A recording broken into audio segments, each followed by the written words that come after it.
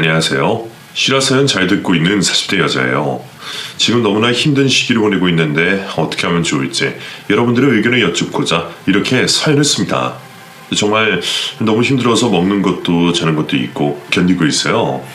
어서 결정을 내려야 할 것 같은데 제 이야기를 들으시고 현명하게 결정할 수 있도록 의견들 부탁드립니다.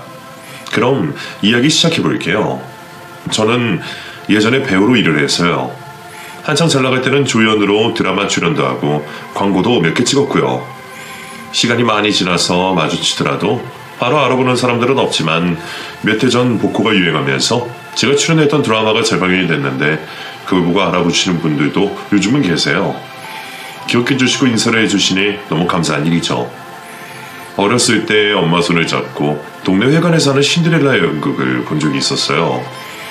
어린이날 행사로 진행된 연극이었고 지방을 돌아다니며 행사를 하는 극단이라 연기력은 떨어지지만 당시 어린 저에게는 큰 감명을 준 그런 연극이었어요. 그 연극을 보고 연기라는 꿈을 가지게 됐어요.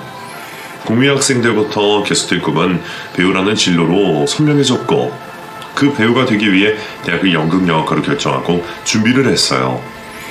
수도권으로 진학을 해야 더 유리할 것 같아 내신 관리도 해야 했고 연기 학원도 다니며 꿈을 위해 달렸죠. 그리고 드디어 연영과로 합격을 하게 되어 혼자 서울로 올라와 생활하게 되었어요. 집이 그리 넉넉한 형편은 아니었어요. 부모님 두 분 다 직장생활을 하셨는데 3남매 중에 둘째였던 저만 서울 쪽으로 진학을 한 거였죠. 오빠는 지방대로 진학했는데 장학금을 받을 수 있는 곳으로 가서 부모님 부담을 덜어드렸어요. 그런데 저는 오빠와 달리 돈이 많이 드는 곳으로 가게 된 거예요. 서울에서 생활하려면 학비, 집세, 생활비가 따로 필요했으니까요. 그래서 엄마가 고민을 많이 하셨어요. 서울로 가겠다는 저의 의지도 꺾으려고 하셨고요. 희진아, 꼭 그쪽으로 가야 하니? 그냥 집 근처에 가면 안 되겠어? 엄마, 나는 꼭 서울로 가고 싶은데 지방에서는 연예인 생활 힘들어. 나 좋은 배우 돼서 꼭 엄마 호강시켜줄게. 네 말대로 된다면 너무나 좋은 거지.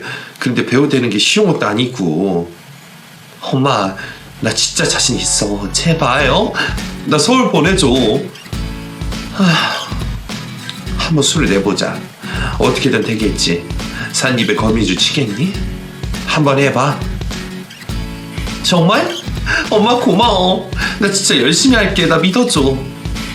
자식 이기는 부모 없다고 엄마는 서울로 가는 걸 허락해 주셨고 저는 들떠서 서울행을 준비했어요. 그때는 희망이 부풀어서 뭐든 다 잘 될 것 같았고 바로 배우가 되어서 TV에도 나오고 유명한 사람이 될 줄 알았어요. 하지만 서울살이의 현실은 그다지 낭만적이지 않았어요. 당장 먹고 사는 것도 너무 힘든 상황이라 학교를 계속 다니는 것도 부담이 될 정도였어요. 희진아, 이번 달에는 좀 적게 보냈어. 아버지가 일을 그만두셔야 돼서. 그만두셨다고? 왜? 회사가 부도가 났어. 몇 달 전부터 위태위태하다고 하더구만. 너무 걱정은 하지마. 다른 일 알아보고 있으니까. 아버지는 괜찮아? 힘들어 하시지. 왜 안 그러시겠어. 25년을 다시는 회사인데 어떻게 갈수록 경기가 더 어려운 것 같니? 나 때문에 더 힘드신 거 아니야? 돈 많이 들어서?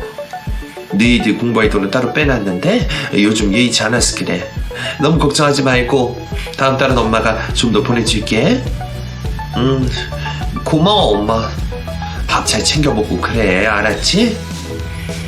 집에 큰일이 있어도 바로 찾아가지도 못하고 뭐하는 짓인가 회의가 될 때도 있었어요. 학교를 다니면서 오디션도 보러 다니고 영화 촬영지, 드라마 촬영지도 쫓아다녀봤지만 단역 하나 얻는 것도 잘 되지 않았어요. 기껏 해봐야 엑스트라 출연으로 행인 1, 행인 2만 할 뿐이었고요.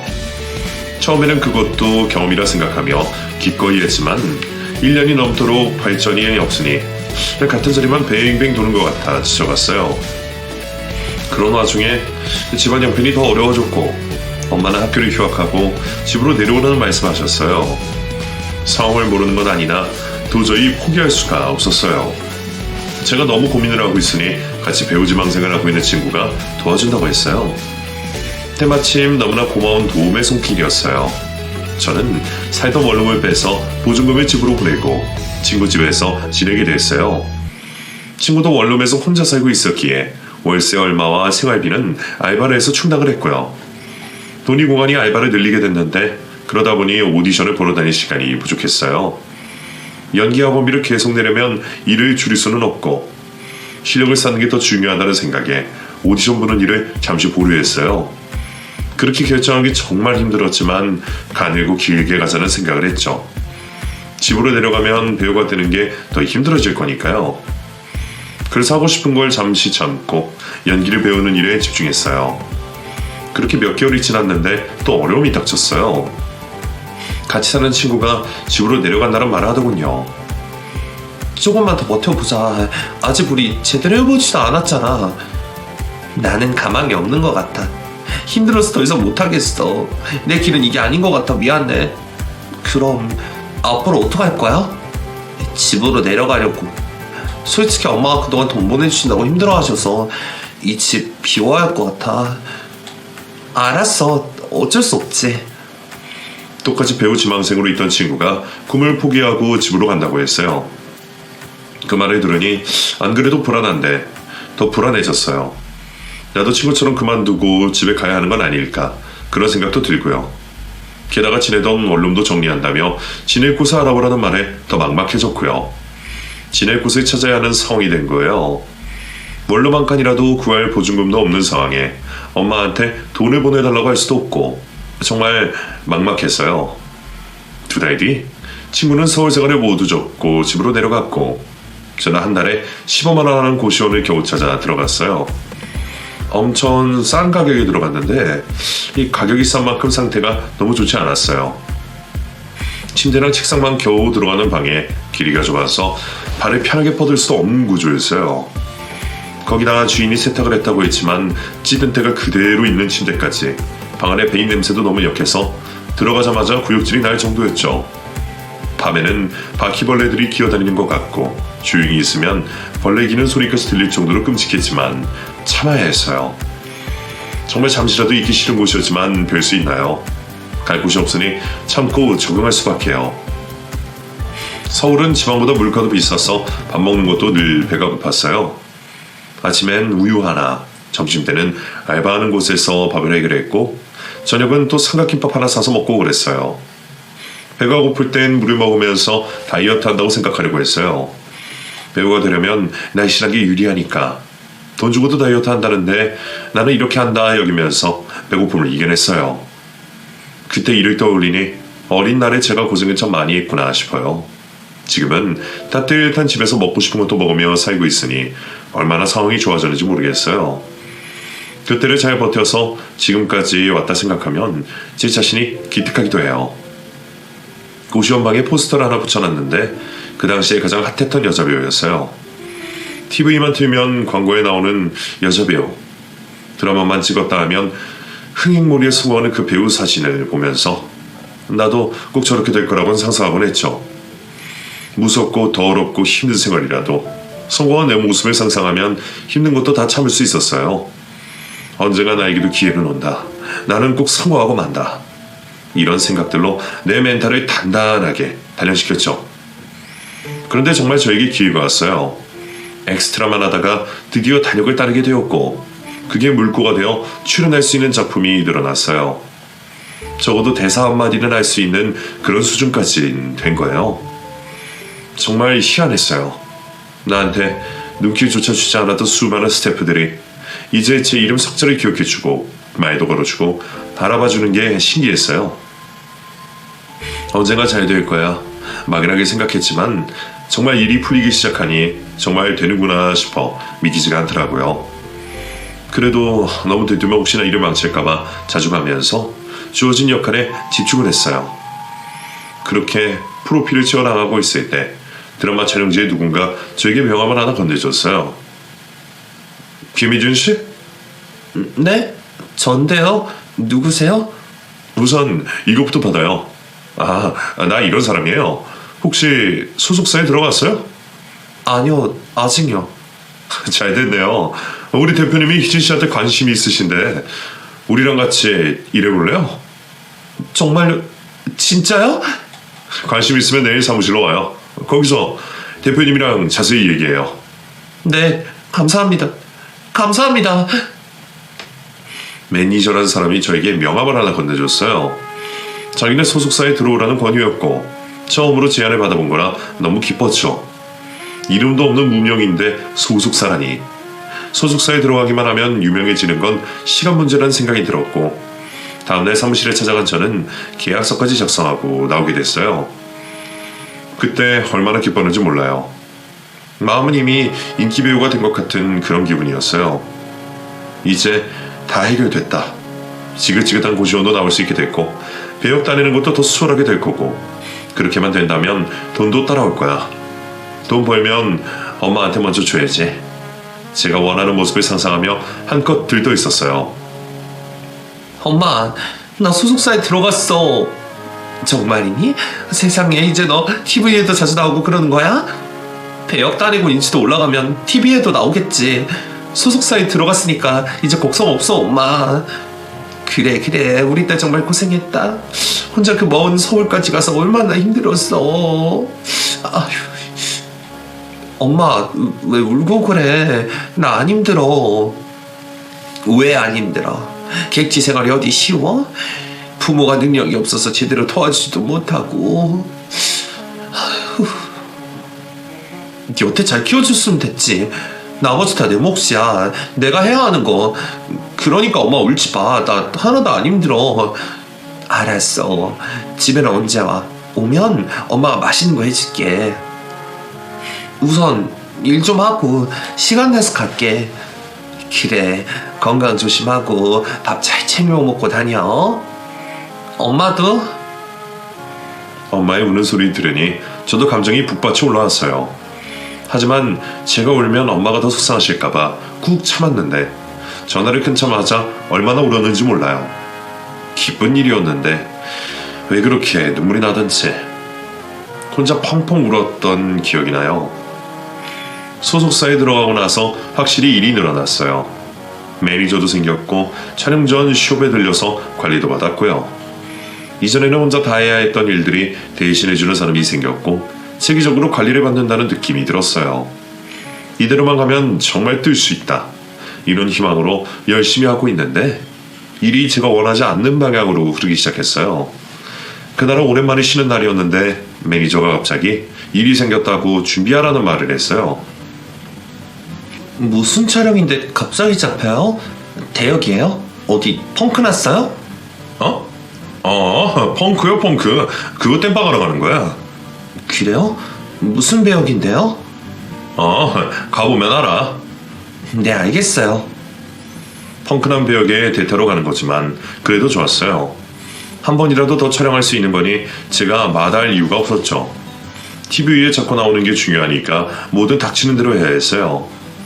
옷은 깔끔한 투피스로 짧은 치마를 입으라고 해서 맞춤으로 챙겨 입고 메이크업은 혼자 했어요.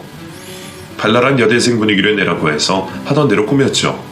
매니저가 운전하는 차를 타고 이동을 하는데 드라마 촬영지가 아닌 곳으로 차가 갔고 드디어 도착해 내린 곳은 호텔이었어요. 여기로 왜 온 거예요? 호텔에서 촬영해요? 그냥 조용히 하고 따라와. 네. 평소답지 않게 경직된 매니저를 따라 호텔 안으로 들어갔어요. 곧장 객실로 이동하는 엘리베이터를 타고 올라갔고 제가 선 곳은 호텔 상층에 있는 스위트룸이었어요. 들어가. 이게 무슨 일이에요? 설마 여기서 촬영한다는 건 아닐 테고. 안에 계신 분 오늘 잘 모셔. 뭐라고요? 알아들었잖아. 실수하지 마. 미쳤어요? 지금 나한테 뭘 시키는 거예요? 매장 되고 싶어? 너 뜨고 싶다며. 그럼 시키는 대로 하면 돼. 이런 식은 싫어요. 내일이라도 고향집에 내려가려면 마음대로 해. 너 말고도 뜨고 싶은 애를 널렸어. 울고 싶었어요. 촬영한다고 기껏 꾸미고 들뜬 마음으로 따라왔는데 스위트룸이라니. 방 안에 누가 있는지도 모르는데 내 손으로 문을 열고 들어가라고 하니 어떻게 해야 할지 몰라 막막했어요. 등 뒤로는 매니저가 버티고 서 있고 앞엔 객실 문이 버티고 있었어요. 앞으로 가든 뒤로 가든 결정해야 했죠. 그때 짧은 시간이었지만 정말 고민을 많이 했어요. 너무나 싫었지만 한 번만 눈 딱 감으면 더 빨리 성공할 수 있다는 욕심이 저를 유혹했죠. 반대로 제 자신이 이 일을 감당할 수 있을지도 의문이었어요. 흔히들 말하는 스폰을 받는 거잖아요. 배우가 꿈이었지만 이런 식으로 될 수 있다는 건 전혀 생각하지 않은 길이었어요. 매니저는 한 번 더 저에게 매장 나가고 싶으면 알아서 하라는 말을 했고, 결국 두려움을 이기지 못한 저는 그 방문을 열고 말았어요. 그리고 며칠 뒤 저는 새로 들어가는 드라마의 조연으로 발탁이 되었어요. 네, 저는 스폰을 받는 걸 선택했어요. 그리고 대가는 기대 이상으로 돌아왔어요. 드라마 조연에 영화 촬영도 들어가고 광고도 몇 개 찍고요. 이름도 없는 무명 배우의 파격적인 대우가 주어진 거예요. 밀려오는 일들을 쳐내가며 바빠졌지만 저는 하나도 행복하지 않았어요. 오히려 멘탈은 조금씩 무너지고 있었고 아무렇지 않은 척 버텨내고 있었어요. 얼굴이 알려지자 지인들이 연락이 오기 시작했어요. 부모님은 동네 사람들과 친척들에게 제 자랑을 하셨고, 잊고 지냈던 사람들이 저에게 아는 척을 했죠. 그 사람들이 연락을 받으면서 거짓으로 웃었어요. 거짓으로 즐거운 척을 했고 거짓으로 자신 있는 척 했어요. 하지만 그게 진심이 아니었어요. 제 속에는 실력이 아닌 걸로 유명세를 치른 제 자신이 더럽게 느껴지고 경멸스러웠어요.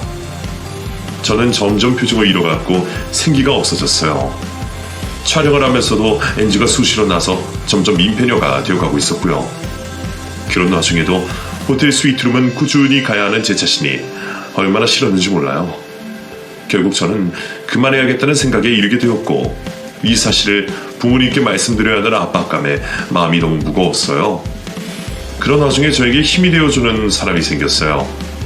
아무도 몰라주는 단역 시절부터 저에게 관심을 보여줬던 팬분이 있었는데, 팬 모임 자리에서 만나게 됐고 저보다 나이 많은 남자는 걸 알고 깜짝 놀랐죠.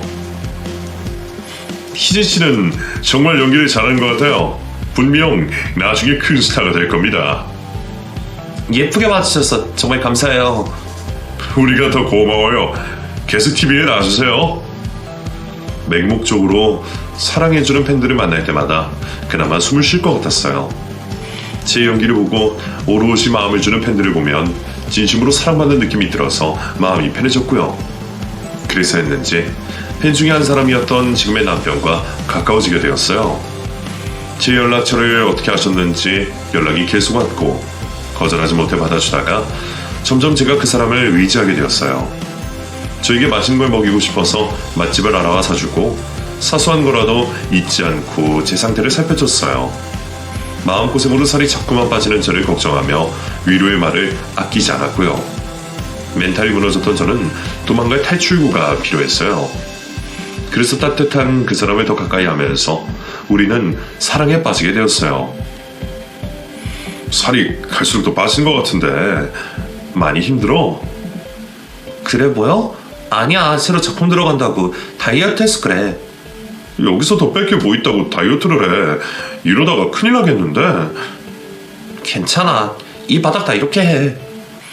그냥 일 그만두는 건 어때? 뭐? 그만두라고? 내가 너 하나 먹여 살릴 수 있어. 이렇게 힘들게 연기하지 말고 나랑 결혼하자. 결혼하자고? 내가 행복하게 해줄게. 진심이야, 희진아. 저를 행복하게 해준다고 했어요. 평생 저 하나만 지금처럼 사랑하겠다고. 그러니 자기와 결혼하자고 말이에요. 그의 프로포즈를 받으면서 눈물이 났어요. 지금 나에게 가장 필요한 말이라는 생각에 위로가 되었고 그 따뜻함에 안기고 싶었어요. 그래서 저는 힘들게 쌓은 배우라는 직업을 포기하기로 결심을 했죠. 더 이상 휘둘리지 않고 저 자신으로 살고 싶었어요. 그렇게 저는 그 세상을 떠나게 되었어요. 결혼 발표를 하고 모든 연예계 생활을 접었어요. 소속사에선 물론 아쉬워했죠. 좋은 배우가 떠나서 아쉬운 게 아니라 자기들 입맛에 맞게 움직일 사람이 없어져서 아쉬운 듯 했어요. 계약 파기 안 해주면 제가 겪은 일 언론에 알리겠다고 하니 군말 않고 계약 해지를 해줬고 드디어 저를 가둔 족쇄를 풀어낼 수 있었어요. 아무것도 모르는 가족들과 지인들은 너무 아깝다며 은퇴를 말렸지만 저는 아무 미련이 없었어요. 오히려 새로 시작될 남편과의 결혼 생활이 너무나 기대가 되었어요. 그렇게 새로운 희망이 시작된 결혼 생활. 남편은 저를 많이 사랑해줬고 저 역시 살림하며 내조에 힘썼어요. 결혼하고 다음에 아이도 생겼고 시댁에도 예쁨 받는 며느리가 되기 위해 경조사든 뭐든 나서서 챙겼어요. 남편처럼 시부모님도 제가 배우 출신이라는 걸 좋아하셨는데 어딜 가서 제 소개를 할 때도 배우라는 말을 꼭 붙여서 설명하셨어요. 시간이 흘러도 계속 따라붙는 배우라는 말이 불편했지만 가족들이 좋아하니 이해하려고 노력했어요. 남편은 유통사업을 하고 있었는데 해외 수입품들을 다루는 사람이라 사업이 꽤 잘 됐어요. 서울 토박이라 인맥도 넓었고 사업 수완도 있었고요. 그런 사람이 제 팬클럽 일원으로 팬미팅까지 챙겨 다녔다는 게 의외이긴 했지만 저와 인연이 되려고 그랬나 보다 하며 웃어 넘겼죠. 아이를 낳고 육아에 전념하면서 점점 남편이 변해갔어요. 물론 일 때문에 늦게 들어온다고 했지만 결혼 직전과 비교해도 늦는 날이 너무 잦았어요. 집에 와도 밥만 먹고 또 일한다며 서재에 틀어박히기 일쑤고 잠도 각방을 쓰고요. 피곤해서 푹 자려고 그런다는데 할 말이 없었어요. 가끔 모임이 있어서 같이 동행할 때가 있는데 그럴 때마다 저를 과시용으로 데리고 다닌다는 느낌이 들 때가 많았어요. 나는 내 주위에 우리 와이프보다 예쁜 여자 본 적이 없다. 아무나 미인을 사는 줄 아냐? 응? 이런 와이프 너무 쉽지 않아. 게임으로 치면 희귀템이라고. 희귀템. 우리 와이프가 몸매가 좀 되지. 연애할 때도 이 몸매에 내가 반한 거 아니겠냐? 얼핏 칭찬하는 말 같지만 전혀 기분 좋은 말이 아니었어요. 저를 아내로 존중하는 말을 하나도 넣지 않은 채 그저 제 외모와 몸매로 지인들에게 과시하는 느낌이 많이 들었어요. 오히려 듣는 친구들이 제 눈치를 볼 정도였죠. 제가 기분이 나빠서 따져 물으면 오히려 자기가 더 화를 내면서 뭐라고 했어요. 너 진짜 성격 이상하다. 내 마누라 이쁘다고 자랑도 못하냐? 외모 갖고 자랑할 게 뭐 있어. 나는 그런 거 기분 나빠. 네가 남자들 몰라서 그래. 우리는 그런 거 장난으로 말하고 그래. 그게 왜 기분 나쁜지 진짜 이해 안 된다. 내가 싫다잖아. 싫다는 거 안 하면 안 돼? 아, 그만해. 그냥 같이 다니지는 말자. 기껏 챙겨줬던 이 지랄이냐? 뭐라고? 그만하라고. 결혼 3년 만에 남편이 너무 달라졌어요. 저를 바라보는 눈빛, 말투, 행동들 모두 제가 모르는 사람처럼 행동하더군요. 아들에게조차 관심 없는 듯한 모습에 저는 화가 났고 우리 사이는 냉전이 시작됐어요. 남편은 일 핑계로 밖으로 들어왔고 저도 아들만 바라보며 육아에 집중했어요. 그런 생활이 계속되어도 남편이 바람이 날 거라고 한 번도 의심하지 않았어요. 늘 일 때문에 바쁘다고 했고 같이 다니는 친구들도 남편은 일밖에 모르는 사람이라고 했거든요. 단란주점이나 여자들과 어울리는 것도 싫어하는 사람이라 당연히 외도 같은 건 하지 않는다 생각했는데 제가 순진했어요. 너무나 그 사람을 믿었어요. 얼마든지 사람은 변할 수 있는데 저와 아들을 배신할 줄을 전혀 생각하지 못했죠. 남편에게 여자가 있었어요. 그 여자는 저도 아는 사람이었는데 저와 먼저 알고 가까워졌던 사람이에요. 마치 친동생처럼 아꼈던 그런 여자요. 배우 생활을 할 때 가까이 지냈던 동생이었어요. 그 친구도 배우 지망생이었는데 제대로 데뷔를 못했고 결국 포기하고 연예계를 떠난 사람이었어요. 그런 동생이 안타까워 제가 많이 챙겨줬었는데 서로의 비밀도 모두 공유하는 그런 사이였어요. 너무 가까웠던 사이라 남편과 연애할 때도 자주 같이 만났어요. 제가 늦을 땐 둘이 식사를 할 때도 있었지만 한 번도 둘의 관계를 의심하지 않았죠. 그러다 제가 결혼하고 연락이 돌연 끊어졌어요. 그 친구가 잠적을 해서 제 연락을 받지 않길래 이상하다 생각은 해도 결혼 생활에 정신이 없어 한동안 잊고 살았어요. 그렇게 결혼 생활 8년차가 됐을 때 우연히 남편 핸드폰을 대신받았다가 그 동생과 통화를 하게 됐어요. 지금 남편이 잠깐 출장에 내려가서요. 누구세요? 저기 희진 언니. 네, 희진 언니? 어머, 혹시 수정이니? 언니 오랜만이지. 세상에 기집애. 그동안 연락도 안 되고 어떻게 지냈어? 잘 지내고 있지. 언니도 잘 있었어? 나야 뭐 애 키운다고 그런다고. 그런데 우리 애 아빠한테 무슨 일이야? 별거 아니야. 이만 끊을게. 아이, 잠깐만 수정아, 끊지 마. 동생은 용건을 말하지도 않고 전화를 끊어버렸어요. 정말 오랜만에 통화를 해서 반가웠지만 한편으로 이상했어요. 저와는 연락이 안 되는데 남편 전화번호로 연락이 왔다는 게 너무 이상했어요. 심지어 남편 핸드폰을 분실해서 연락처를 바꿨는데 바뀐 번호로 전화가 왔다는 건 그 번호를 안다는 거잖아요. 너무 이상해서 집에 들어온 남편에게 물어봤어요. 하지만 남편도 용건을 모르겠다며 얼버무렸고 저의 의심은 조금씩 커지게 되었어요. 수상한 게 확실했지만 둘이 깊은 사이라고는 생각하지 않았어요. 그때까지도 여전히 남편을 믿고 있었고 그저 동생에게 서운한 정도였죠. 하지만 저는 두 눈으로 보고 말았어요. 집 지하 주차장에서 그 동생의 차에서 내리는 남편을요. 그리고 둘이 입맞춤하는 것도 제 눈으로 똑똑히 보고 말았죠. 남편은 저 몰래 그 동생과 바람을 피우고 있었어요. 차에서 내린 남편은 손인사를 하고 뒤돌아섰고 저와 정면으로 마주쳤어요. 웃고 있던 남편은 경직이 되었고 출발했던 차는 멈춰섰어요. 그리고 동생은 겁도 없이 차에서 내려 저를 쳐다보더군요. 저는 움직였어요. 남편을 지나쳐 그 동생에게로 갔고 뛰어가 동생의 머리채를 잡았어요. 이거 너 머리가 어떻게 됐구나. 감히 내 남편을 넘봐? 미쳤어? 누가 넘봤다고 그래? 누가? 뭐? 이건 저 남자 처음부터 내 남자였어.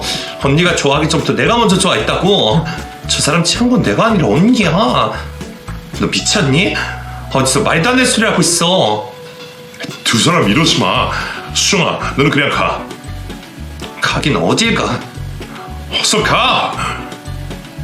동생은 마지못해 차에 올라가 버렸고 저와 남편만 남았어요. 배신감에 눈물이 줄줄 흘렀고 그런저래 남편은 외면하더군요. 심지어 미안하다는 말도 하지 않았어요. 나한테는 그렇게 냉정하게 굴어놓고 바람을 피워. 입이 있으면 어디 말을 해봐. 미안해. 어쩌다가 그렇게 됐어. 미안해? 어쩌다가? 말도 안 되는 소리 하지 마. 당신이 마음이 있었으니까 쟤랑 바람이 났겠지. 어떻게 우리 아파트까지 전열차를 타고 들어올 생각을 해? 우선 들어가자. 여기 주차장이야. 동네 창피한 줄은 아니? 부끄러운 줄은 알아? 조용히 해. 집으로 우선 들어가. 남편은 절규하는 저를 질질 끌고 집으로 들어갔어요. 엘리베이터에서 고함치는 제 입을 손으로 막고 힘으로 제압하려고 했어요. 더러운 손 치우라고 소리쳤지만 남편은 막무가내였어요. 잡힌 발목이 시퍼렇게 멍이 올라왔어요. 나를 이렇게 대하는 남편이 내가 알던 사람이 맞는지 무서웠어요. 시끄럽게 하지 마. 다시는 이런 일 없을 거야. 그렇게 알고 덮어. 야, 다 네 마음대로야? 여기까지만 해. 더 이상 변명도 없이 남편은 방 안으로 들어가 버렸어요. 분노가 치밀어 올랐어요. 잘못은 남편이 했지만 절대로 잘못한 사람의 자세가 아니었어요. 서러웠습니다. 남편의 외도를 알고도 이런 대접을 받는 게 너무 서글펐어요. 저는 잠든 아이를 끌어안고 펑펑 울었습니다. 울음소리에 깨는 아들이 저를 안아줬지만 눈물을 그칠 수가 없었어요. 아이를 안고 눈물을 흘리면서 머릿속으로는 어떻게 해야 할지 계속 생각했어요. 하지만 결론을 내릴 수가 없었습니다. 이혼을 하는 것도 참고 넘어가는 것도 뭐가 더 나은 건지 알 수 없었어요. 다음날 저는 그 동생에게 전화를 걸었어요. 남편은 정리하겠다고 했으니 그 동생에게도 확답을 들어야 했어요. 만나자고 했고 동생도 그러자 하더군요. 사람이 적은 한적한 찻집에 먼저 도착해 기다리는데 가슴이 답답해서 미칠 것 같았어요. 겨우 숨을 고르고 있으니 동생이 도착했어요. 만난 지 얼마나 됐니? 뭐 그런 걸 하려고 그래. 만나지게 됐어. 그래서 나랑 연락 끊은 거야. 맞아. 야, 김수정, 언니는 오빠 정말 많이 믿나 봐? 그게 무슨 소리야. 알아듣게 말해. 오빠가 그러던데? 언니가 예전 같지 않대. 결혼하고 애 낳고 보니 볼 것도 없고 집에서 공주 대접이나 받으려고 한다면서 귀찮아 하던데? 너 그게 말이니? 어쩜 나한테 미안하다는 말 한마디를 안 해? 내가 왜 미안해야 해? 나 하나도 안 미안해. 오히려 언니가 알게 돼서 정말 다행이야. 이참에 둘이 이혼 좀 해주라. 내가 오빠 데리고 살게. 너 자, 도저히 참을 수가 없었어요. 미안하기는커녕 오히려 기고만장해서 저에게 할 말 다 하는 동생 얼굴을 세차게 때렸어요. 동생은 맞고도 뭐가 그리 당당한지 피식 웃더군요. 한 번은 맞아준다 내가. 이혼 결정하면 연락 줘. 나 이만 갈게. 어디가 다시는 안 만난다고 말을 값을 쓰란 말이야. 오빠 내 남자야. 언제든 내가 데려올 거니까 그렇게 알아. 동생은 가버리고 혼자 남겨진 저는 차에 가서 펑펑 울었어요. 남편이 예전 같지 않다는 건 알았지만 나 말고 다른 여자를 만날 줄은 정말 꿈에도 몰랐어요. 더군다나 친한 동생과 그런 사이라니. 저는 남편 때문에 만신 차이가 됐어요. 집에 돌아오니 남편이 먼저 집에 와 있었어요. 남편은 지친 제 손을 잡더니 미안하다고 했어요.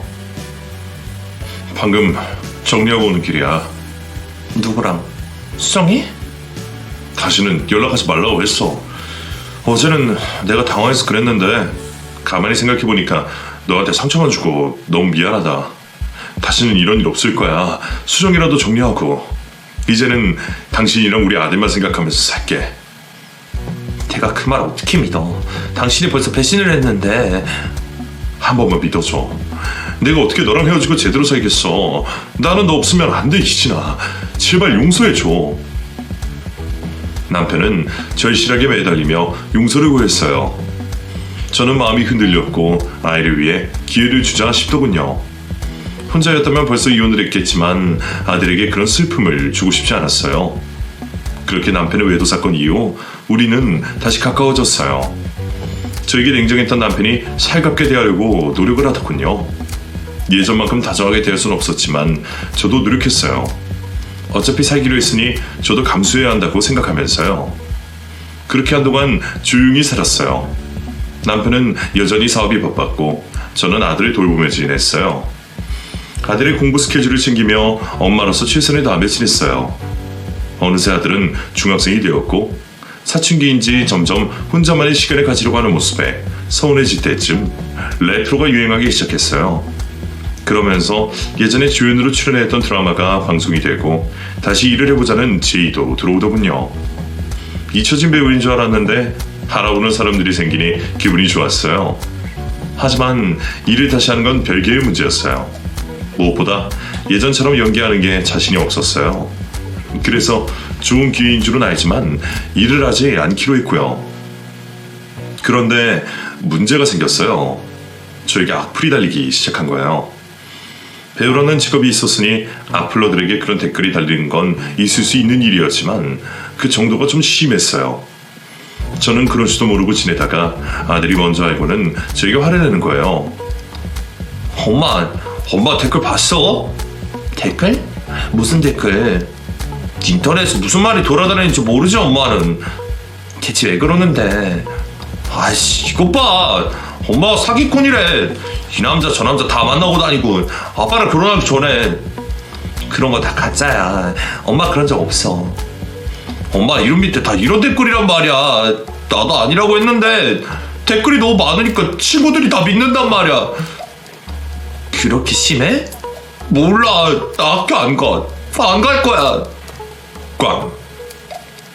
아들은 울면서 방문을 닫고 들어가 버렸어요.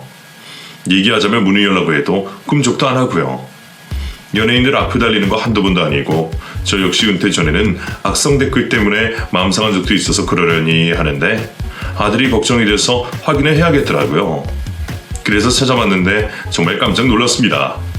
아들 말대로 심해도 너무 심한 거예요. 차마 입에 담을 수 없는 그런 말들도 있고요. 가만히 있으면 안 되겠다는 생각에 악플러 리스트를 뽑아서 경찰서에 신고를 했어요. 저도 저였지만 아들이 울면서 속상해하는 모습을 보니 그냥 둬선 안 되겠다 싶어서요. 얼마나 심한지 한 아이디로 하루에 적게는 70건, 많게는 100건까지 악플을 작성했더라고요. 대체 저한테 무슨 억한 심정이 있어서 일어나 정말 이해가 되지 않았어요. 이미 활동을 접어지도 한참이고 방송 출연도 한 적 없는데 왜 이러는지 너무 속상했어요. 경찰 수사가 시작되었고 저에게 가장 심하게 댓글 작성한 사람이 나왔어요. 조사하니 중학생이라고 하더군요. 저희 애도 중학생인데 어쩜 애가 이렇게 나쁜가 해서 얼굴을 보러 경찰서로 갔어요. 먼저 도착해 가해자를 기다리는데 잠시 소란스럽더니 어떤 여자가 중학생으로 보이는 남자애를 데리고 들어오는 게 보이더군요. 화가 난 저는 자리에 앉아 그들이 들어오기를 기다렸어요. 잠시 뒤 면담실로 들어오는데 여자 얼굴이 낯이 익었어요. 그 여자는 제 얼굴을 바로 쳐다보지도 않고 자리에 앉았고요. 누구지 싶어 다시 살펴보는데 세상에 이게 누구야? 제 남편과 바람을 피웠던 바로 그 동생이었어요. 또 만나네. 언니, 잘 있었어요? 네 아들이니? 네, 언니. 형준아, 인사드려. 안녕하세요. 동생과 그 아들이 저에게 인사를 했어요. 중학생이라는 아들은 잘못이 없다는 듯 삐딱한 태도로 앉아 있었고 동생은 제 눈치를 살피더군요. 네가 댓글 썼니? 왜 그랬어? 보안이 일부러 그 많은 글을 쓴 것 같은데. 아줌마가 싫어서요? 나? 내가 왜? 그냥 싫어요. 형준아. 중학생은 전혀 반성의 기미가 보이지 않았어요. 오히려 저를 노려보는 눈빛이 아주 기분 나빴고요. 기가 찼어요. 잘못해서 경찰서에 잡혀온 주제에 뭐가 이리 당당하지 어이가 없었죠. 중학생이라길래 잘못을 뉘우친다면 따끔하게 혼내고 돌려보낼 생각이었는데 그럴 마음이 싹 사라졌어요. 언니, 우리 형준이가 지금 사춘기라서 그래요. 집에서 얼마나 뉘우쳤다고요. 잘못한 거 자기도 아는데 언니가 이해 좀 해주세요, 네? 네 눈에는 이게 뉘우치는 걸로 보이니? 지 엄마 닮아서 뻔뻔하고 아주 체질인 것 같은데. 언니 제발, 우리 학교에서 회장이야. 원래 이런 애 아니야. 얼마나 착실하고 마음도 여린데. 학교 회장이라고? 그래서 죄를 지었으면 죄값을 받아야지. 언니. 동생은 자꾸 저에게 선처해달라고 매달렸어요. 자식 생각해서 자존심도 굽히고 그러는 것 같았죠. 예전에 봤을 때와는 전혀 다른 모습에 이제 자식 무서운 줄은 아는가 보다 싶었어요. 저는 화가 풀리지 않았고 좀 더 생각해보겠다고 했어요. 동생은 한 번 더 사과를 하고는 아이를 데리고 가더군요. 저도 일어서려고 하다가 멈칫했어요. 아무래도 기분이 이상했어요. 동생의 아들이 제 아들과 닮은 느낌이 났고 이름도 비슷했어요. 심지어 나이까지 같았는데 생김새가 비슷하니 이상하더라고요. 제 아들은 제 아빠를 많이 닮았어요. 붕어빵이란 소리를 들을 정도로 닮았는데 결론은 동생의 자식도 제 남편을 닮았다는 거였죠. 뒷골이 차가워지는 기분이 들었어요. 설마 그럴 리가? 그건 아니지 라며 생각을 돌렸지만 아무래도 의심을 접을 수가 없었어요. 그래서 동생의 아들이 물 마시던 종이컵을 챙겼어요. 확인을 해봐야겠더라고요. 제발 아니기를 바라던 마음으로 남편과 친자 검사를 했습니다. 검사 접수를 하면서 이렇게까지 하는 게 맞는 걸까? 이런 의심을 하는 제 자신이 부끄럽게도 느껴졌어요. 하지만 저의 감은 다른 말을 하고 있었고 확실히 하는 게 맞았어요. 결과가 나오기까지 얼마나 시간이 더디게 흐르던지 도무지 평정심을 유지할 수가 없었어요. 오래 기다린 끝에 드디어 결과지가 집에 도착을 했고 저는 조심스레 서류를 꺼내봤습니다. 눈으로 보고 있지만 믿을 수가 없었어요. 분명 동생의 아들이 마시던 종이컵이었어요. 그런데 제 남편과 99.99% 친절한 결과가 나왔어요. 세상에. 저는 자리에 털썩 주저앉았어요. 머리로 계산이 되지 않더군요. 그 아이와 제 아들이 동갑이라는 건 같은 해에 태어났다는 것이고 그렇다면 제가 결혼했을 때 둘은 이미 사귀고 있었던 거예요. 믿을 수 없는 사실에 온몸이 덜덜 떨렸어요. 남편의 자식이 또 있었다니 눈물이 흘렀습니다. 배신감에 정신을 차릴 수가 없었어요. 저는 놀란 가슴을 진정시키며 들에게 연락을 했어요. 그리고 한 장소로 불러냈습니다. 둘에게 확인을 해야 했어요. 어떻게 된 일인지 사실대로 알아야 했어요. 카페에서 기다리는데 둘이 같이 들어오더군요. 남편도 동생도 당황한 표정이었어요. 여보, 무슨 일이야? 수정이도 불렀어? 언니, 나왔어요? 둘이 한 척이 앉히고 마주보며 앉았어요. 이미 한바탕 울어서 잠긴 목소리로 서류를 꺼냈어요. 그리고 둘에게 물어봤습니다. 네 아들이랑 내 남편이랑 부자지간이라는데 어떻게 된 일이야? 여보, 언니, 숨길 생각하지 말고 똑바로 말해. 당신 얘랑 자식까지 낳았니? 그것도 우리 형이랑 같은 애? 친자검사 어떻게 했어? 못 들었어? 당신 아들이 나 댓글 테러해서 경찰에 신고했어. 거기서 만났는데 걔는 날 너무 싫어하더라? 일면식도 없는 애가 나한테 왜 이러나 했더니 이유가 이거였네. 맞지, 김수정? 네 아들이 이것 때문에 나 싫어하는 거잖아. 언니, 그동안 나 숨은 채로 살았어. 한때는 내 남편 하고 싶어서 언니한테 모지게 그렇지만 지금은 아니야. 이 사람이 언니랑 절대로 헤어질 수 없대. 나 받아들였어. 지금처럼 아들 키우면서 이대로 살게. 그러니까 그냥 넘어가, 언니. 어떻게 나한테 이래. 당신이 나한테 어쩜 이럴 수가 있어? 그동안 두 집살림 했던 거야? 나랑 수저집 오가면서 그렇게 살았어. 한 번이었어. 딱 한 번 실수했는데 아이가 생겼어. 내 자식인데 버릴 수 없잖아. 그렇다고 너한테 키워달라고 하니? 차마 알릴 수가 없어서 그랬어. 나는 너랑 이혼 안 해, 절대로. 너랑 우리 형우 다 지킬 거야. 그러니까 당신도 그냥 모른 척 해줘. 지금처럼 지내면 돼. 미쳤어? 이렇게 그냥 지낸다고? 수정이랑 당신 나눠 가지면서? 나는 못해. 알게 된 이상 그렇게 못 살아. 이 남자가 제정신인가 싶었어요. 저더러 남편을 나눠 가지며 살라니 지금이 무슨 조선시대도 아니고 어떻게 그렇게 살아요? 이혼해. 내가 이혼해 줄게. 이 사람 네가 가져. 네가 그랬잖아. 나한테 뺏어가겠다고. 줄 테니까 네가 가져. 안 돼. 뭐가 안 돼? 왜 안 돼? 나는 이혼 안 해. 내 인생에 이혼 같은 거 없어. 웃긴 소리 하지 마. 이렇게 맞는 건 너야. 너, 나 결혼 전에 스폰 받았다며. 뭐? 수정이 너... 남편이 제가 배우 시절 스폰 받은 일은 알고 있었어요. 보나마나 동생이 말을 한 것 같았어요.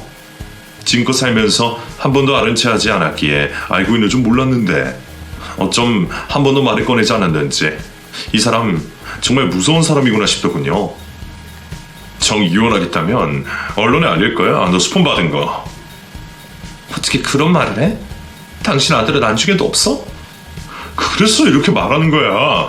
내 자식한테 이혼 가정은 안 돼. 너 끝까지 정말 너무한다. 네 인생 망치는 건 네가 결정하는 거야. 현명한 선택하길 바랄게. 수정아, 가자.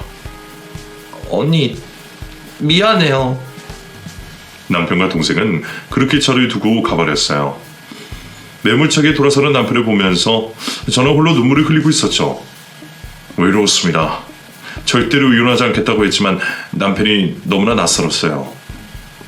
남편은 처음부터 진심으로 저를 사랑한 게 아니었어요. 그 사실은 저를 너무 힘들게 합니다. 그렇게 저는 선택의 기로에 서게 되었어요. 제 이야기는 여기까지예요. 제가 어떤 선택을 하는 게 좋을까요? 이혼? 아니면 눈 감고 이대로 사는 거? 무엇이 저에게 옳은 선택인지 모르겠습니다. 물론 저도 한때는 해서는 안 되는 일을 했어요. 그래서 그 대가로 저희 꿈인 배우를 포기했습니다. 그 이후로는 남편과 아들을 위해서만 살았어요. 한눈 판 적도 다른 마음을 먹은 적도 없어요. 그런데 남편은 저에게 왜 이런 가혹한 짓을 하는 건지 모르겠습니다. 부디 현명한 선택을 할 수 있도록 조언을 해주세요.